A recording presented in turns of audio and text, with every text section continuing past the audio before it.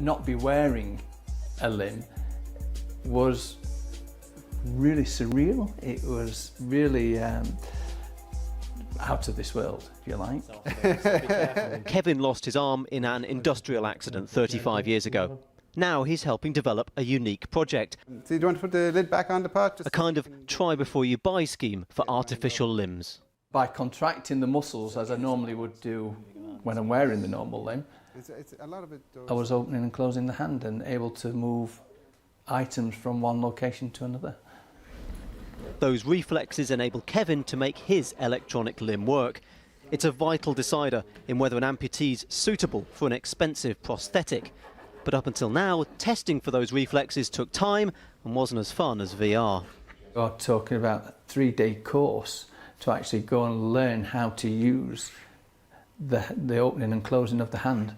And you would be moving shapes, opening doors, making sure that they're making sure that you're capable of using it, and then you're sent away to fend for yourself. So, do you want to go for that Coke can? That training is even harder if you've never had a limb. Imagine that for a congenital amputee, they may have never had an arm. So, what are those muscles?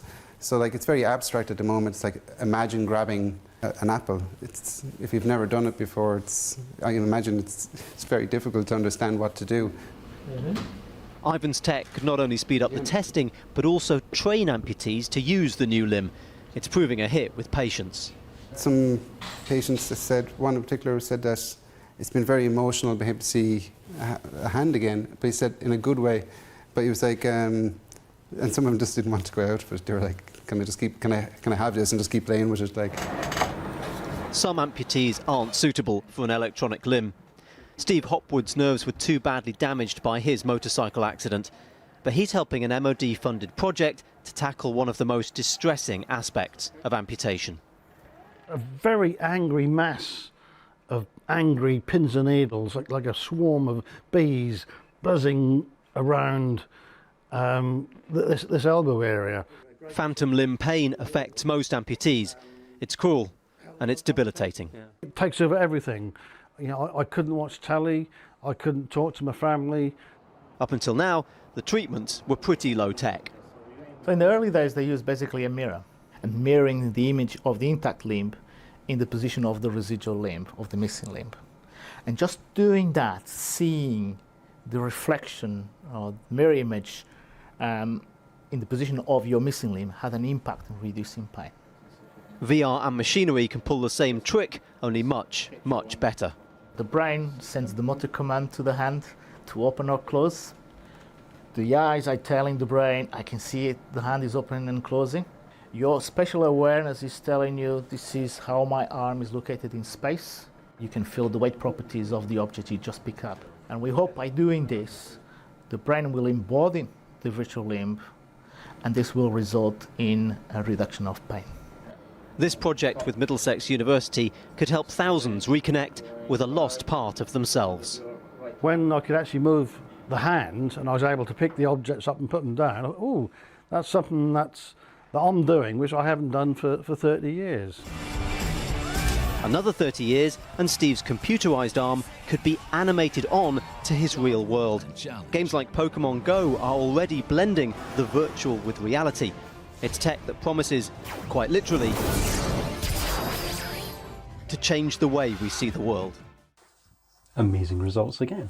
And like with the other videos that we've been looking at, it all comes down to the experiential nature of virtual reality.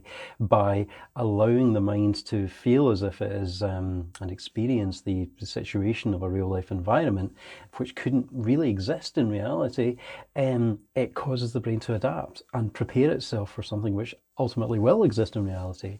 It also means that the patient can be assessed remotely and accurately by somebody who can say, okay, now we understand that that person can reach out, pick up a fruit, handle a knife without any danger to themselves and without any lack of certainty that they will have that knowledge and that have that physical ability, because it's exactly the same nerve signals, it's exactly the same responses in the virtual world that the smart prosthetic limb will have to the nerve impulses in the real world. What was also very interesting about this was the second gentleman who was experiencing the phantom nerve signals and phantom pains, which have long been associated with amputations and loss of limbs, is going to be extremely debilitating and distressing to these patients. And there's really nothing that we can do about it because there's no limb there to stroke or scratch or calm down. It's signals that they have no control over. But by creating an environment, albeit a virtual environment, that gives them a sense of control over it, that gives their brain a sense that this is a real limb, they regain and recapture the ability to control the signals that are coming from it.